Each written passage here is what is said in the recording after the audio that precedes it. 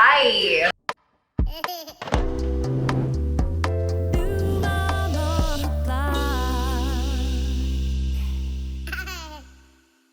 Hi, Lindsay. I hear you're the new mom on the block. I am. Mind if I ask you a few questions? Come on. I'm happy to answer questions. Don't mind the aesthetic. We have a child. Come. I'm just doing my makeup, as you can see. And we're packing for a trip. Let's zoom past all of that. Oh boy. All right. Since we're doing your makeup, what is your number one go-to makeup product? It's a tie. I love the Kosas Concealer. I feel like it just goes on really well. Nice coverage, but not too thick. And then I've had this for literally ever, the Anastasia brow powder. It's probably embarrassing how long I've had it. It's incredible though. What is your favorite skincare item right now? So I just did this actually before I put on makeup, but cupping. So this is a cup, you can get it on Amazon or wherever, but you basically stimulate a lot of blood flow in your face, pulling the muscle away from the fascia. And I've noticed that this has helped with my fine lines, wrinkles, just overall face looking a lot more alive. I'm not doing Botox anymore, so I'm like trying alternatives. Yeah, your jawline looks snatched. Oh, thank you. All right, number one beauty tip that you would recommend for new moms? Beauty tip is giving yourself during, like, whether it's a nap or after baby goes to bed, like a full-blown spa treatment. Like maybe that's, a 10-step skincare routine. Maybe you're doing like cupping in the shower and doing like scalp massage, whatever. Like just making sure that you were setting aside time to do something really good for yourself. And I honestly feel like it's made me feel a lot more beautiful as a new mom. And secondly, like I've had to like make it a practice to look at myself in the mirror. Like I feel like a new person as a mom, and I just want to kind of take in who she is, like at a visual level, because I think I appreciate so much of like the strength that I have as a mom now, but I'm also like, oh, I love like her laugh lines and like the lines on her forehead. And I love that like without makeup, she's still beautiful. Just kind of having that like mirror conversation on the regular has really, really helped me. Even though it's not perfect, it's kind of nice to embrace like the imperfection. Yeah, can you talk about like what were your fears when you stopped doing Botox, and did any of those actually happen? Yeah, I mean, my fear, so I posted about this on Instagram so you can like kind of hear the story there, but I just went to my last Botox appointment like 2 years ago and routine, and I left there and I cried, and I didn't know why I was crying. And then I was like, oh my God, like my body's done with this. We're done doing this. And that was a few months before I got pregnant.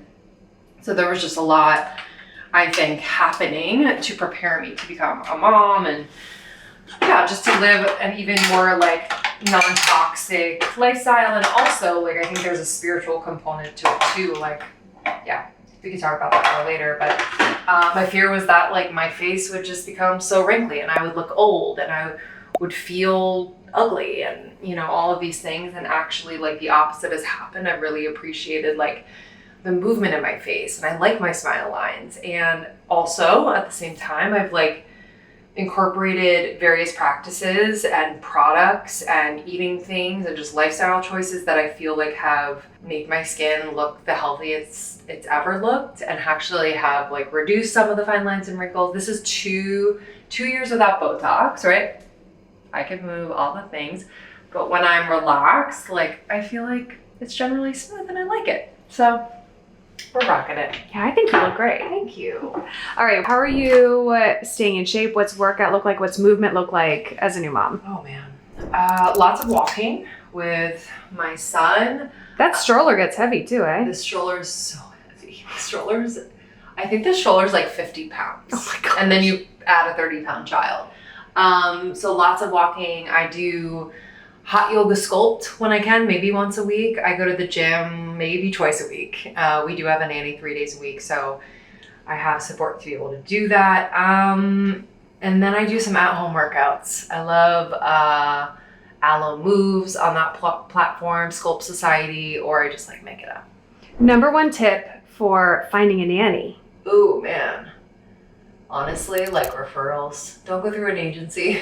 I've heard horror stories about that and it's really expensive. Do you, but I don't recommend it. I say ask friends, ask people that you trust. Do they know of someone? Have they used someone? Yeah, that's how we found our nanny. We've been so happy. And I would also say have a really in-depth conversation, all the details about how you want this relationship to flow, at least for the first year up front. Put it in writing, have them sign something, even if they're not full-time. You just want expectations to be super clear. That's like sick days, vacation, tardiness, like all of that stuff. Number one question you would tell any of your mom friends to ask their nanny in an interview. Ooh, that's a really good question. I would say like, in an interview, it's like, for me, it's really important. We have a boy and like, he's so active. Like, what would a day look like with an active child? You know, outside of their schedule, obviously we know we follow a certain schedule, but it's like, what would a day look like? I think that's really important. And also like their experience, like this is my mom meal. What is their experience with kids? Like, I want to know details. I want to know, you know, yeah, I want to know it all. So I don't know one question. What's this meal? This looks good. Okay. This is a mom meal. This is wild salmon, canned wild salmon from Wild Planet. Cucumber. The salmon's mixed with Primal Kitchen special sauce, and I put it in a hero bread wrap. Hero bread that has like lots of fiber, protein, made with olive oil. So good. So I make it in like 2 minutes. It's ready for me. Take bites as I'm doing things. Mom meal. I love it. That looks so good. So, it is. All right, what is your favorite meal to prep for Mav? Oh. Actually, and what's Mav's favorite meal? Okay, so he loves. I'm gonna make this tonight. I have salmon I just bought at the fish market. I will either like saute it with olive oil, salt, pepper, or like a sesame oil, just a little bit. Ooh. Cook it up. He loves it. Or I'll cook it up and then mix it with a little marinara sauce. He loves that. Then I'll add green beans. He loves these canned green beans. They're organic canned green beans. They're really soft. He can chew them. He has like 8 teeth now, so it's enough, but you know, mom anxiety. And then I'll add like a fruit, like a raspberry or something at the end as like a little dessert. All right, what is the one thing about motherhood that surprised you the most? Well, sorry. I feel like it surprised me how much I can handle. I think I sold myself short for a long time. Like just, do we have enough paper towels? I just felt like I thought I had certain limits when it came to tiredness and just like the energy that I could pour into someone or something. And it's just, oh, we're mixing darks and lights. It's just so much more than I thought. I'm pushing myself every day. It's crazy. What is the number one thing that has helped keep you and Sean connected? As I toss his underwear in the wash. Our communication has to be so good.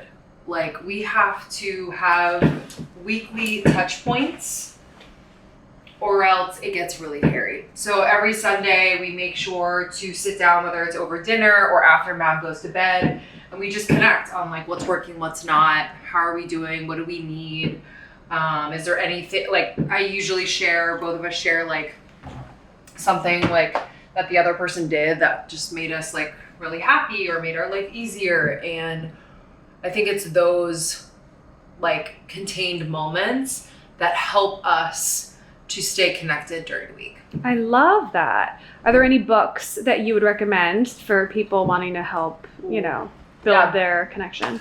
Yeah, Baby Bomb is a great book for new parents. They want to just work on their relationship as they, become new parents.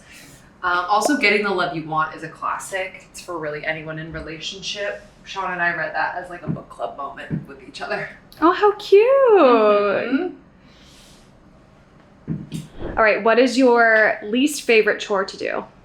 Least favorite chore, I would say, is unloading the dishwasher. Oh, why is that so bad? I hate it. What's your favorite chore to do? Favorite chore is, I would say, like cleaning up Mav's stuff. Like whether it's food under his high chair or cleaning up his toys in his room, because we're not at the age where he can like really grasp cleanup. We're getting there, but I just really like it. It's very satisfying. I love creating a space that feels like really clean and organized for him, because obviously he's gonna mess it up, but I don't mind doing it. Do you have a favorite toy of his and a least favorite toy? Favorite toy of his, I really love, I'll show you. I really love this like little piano that he has. I think it's from Melissa and Doug, and he loves playing with it. Look at it, it's so cute. Oh, it's from Baby Einstein. Oh, what? Like, it's so cute. And also, like, he loves books. He'll like sit down, open books as if he's reading. He's 13 months. He's not reading, but like, it's just so cute. So I love that he loves books. What a lucky kid too to have a singer as a mom. Yeah, we sing. We do our best. But he loves music, which I'm really thankful that he does. Okay, we're gonna clean his room. Oh, goodness. Okay. He was in here, so we gotta figure this out. All right, moving on to a different topic. What is your favorite spiritual book? Ooh. My favorite spiritual book, I'd have to say, one of them is Book of Soul by Mark Nepo. I just love his writing. I just feel like he articulates like the spiritual experience in such a beautiful way. I feel like he brings the beauty out of like these really mundane moments, and I think that's for me so much of what spirituality really is. It's not like the ayahuasca ceremonies and like all that. It's like the mundane moments. Wow, can you say more about that with Motherhood? Yeah, I feel like motherhood could be so mundane. It could be the same thing every day. It could be the same schedule, and it could be very taxing in that way. And we can oftentimes want to escape it and distract ourselves from it and make it more exciting, or feel depressed because it's not as exciting as we thought it would be at times. But it's, for me, such a practice of just being as present as possible.